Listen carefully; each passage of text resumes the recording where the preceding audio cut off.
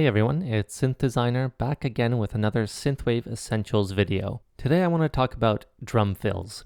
So in Synthwave music, drum fills are a huge part of the genre. They really kind of contribute to the feel of it, and they have a distinctive kind of feel to them as well, often using a kind of mix of toms and snares. And I'm going to show you how you can create your own fills and kind of the way I mix them. So there's more than obviously one way and more than just the way I do them, but I kind of want to give you some ideas for your own mixes. I'm going to show you a couple different songs and a couple examples in each song of drum fills. So they're going to be a little bit different each time, and then I'm going to show you kind of the samples I use and then how I mix them. So let's get right into it.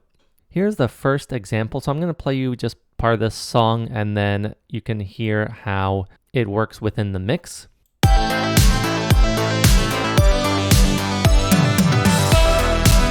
So a simple boom, boom, boom, boom. And then I'm going to show you a couple others, and then we're going to talk about them.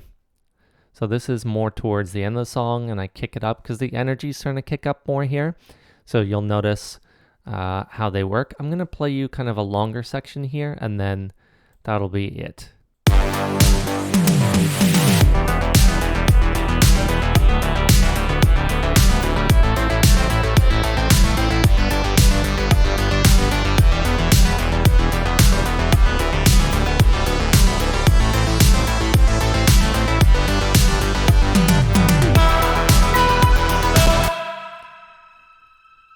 Okay, so why don't we take a look at them? So these are patterns 26 through 29. So let's start with pattern 26. And let's just take a look at the samples. So I downloaded, I believe, all of these off of Splice. I often use tom drums for the actual fills. They kind of give a break from the usual kick and snare that we hear. And they were very popular in the 80s through their drum machines. So let's just hear some of them.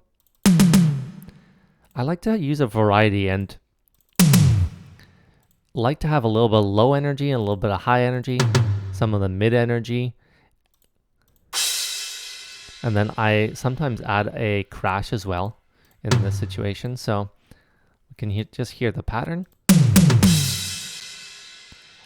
I doubled these up here just because I wanted them to sound really big. Then let's hear the next one, a simpler one here.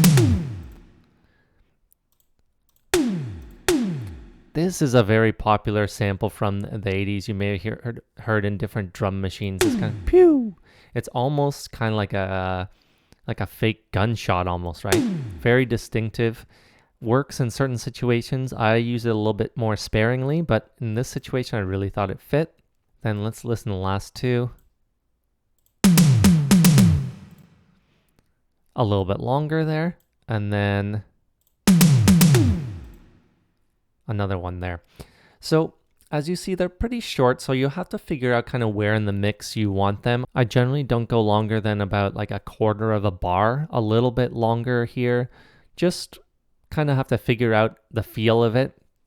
And one thing I often do is drop out the actual drum loop because you're creating space for the other one. So you don't want to have them clashing, because in any type of like live setting, if you think about it, a drummer isn't going to be playing his standard pattern and then doing the fill as well. So it's kind of adding to the kind of human feel as well. So let's take a look at how I have them set up. I pretty much always have things set up to a drum bus. So I have the toms already at a level that I like them. Sometimes you'll find that the actual samples are a nice level, and then it gets changed by the actual bus. In this situation, I didn't feel like they needed to be changed at all. But let's take a look at what I did here. As you can see, I have the drum bus here, and then I have the drum reverb that is sidechained to. So I create the reverb kind of more organically by adding it through its own dedicated channel rather than just having them with their own. I found that the samples here Again, didn't even need any like compression or anything. Sometimes you want to EQ things. I found them just the stock sounds pretty good in the mix. As you can hear, if I took out the reverb, it's really pretty dry, although they do have their own little bit of reverb as well. So it's super simple. I don't tend to do too much to them just because I find if you have quality samples, you don't need to do too much. Here's another song I have and another couple of samples. So I'm going to play you these and then we're going to discuss them again.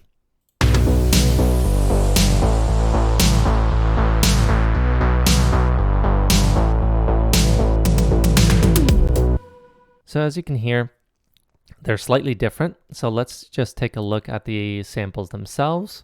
Let's go to pattern 14. Another similar type of tom. This one's super low. This one has that high energy to it. And this is super high. Again, so I use this type more sparingly. This is a little bit of a longer type of fill. As you can see, I double them up again in this section just because I want that fuller sound. So feel free to kind of double them up to give them a little bit more energy. Once again, if you look at how I have them set up, I do actually have them on different stereo fields, which I like to do just because it adds kind of that dynamic quality to it. Let's just listen and try to pay attention to how they kind of move around in the stereo field. That kind of adds a little bit of cool kind of element to it. Again, in a drum setup, you'll have toms kind of all over the place. So it's pretty common to hear them kind of going back and forth in a different stereo field. This situation, I felt like I could add a little bit more kind of saturation to them. So I added some saturation, compression, and then I sent them to a drum bus, which has its own compression. This situation here, I didn't have its own dedicated reverb just because I felt like they didn't need it. So you can see you can set them up kind of differently. Just think about kind of layering them in a way. Think about kind of old drum setups and kind of drum machines from the 80s. Synthwave was all about kind of channeling the 80s, right? So just get a variety of toms if you can, see how they sound, maybe layer them up, add some reverb if you want kind of a bigger sound.